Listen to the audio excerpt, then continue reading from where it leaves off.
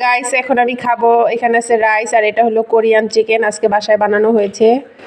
তো এখন খাবো আর অলরেডি সবাই খাচ্ছে। এই তো আরেকজন খাচ্ছে, আমার দেবর।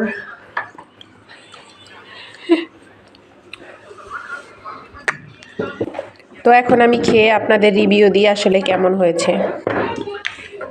শেফের নামটা বলেন। দুইজন শেফ, এখন কার কথা বলবো? দুইজনেরটাই আমার হাজবেন্ড আর আমার মেয়ে। নামগুলা বলেন।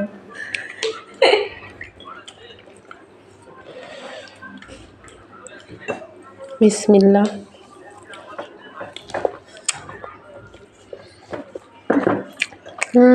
সেই এত স্বাদ কেন? একদম বাইরের মতন হয়েছে। চিকেনটা তো সেই হয়েছে একবারে। মজার মজার খাবার।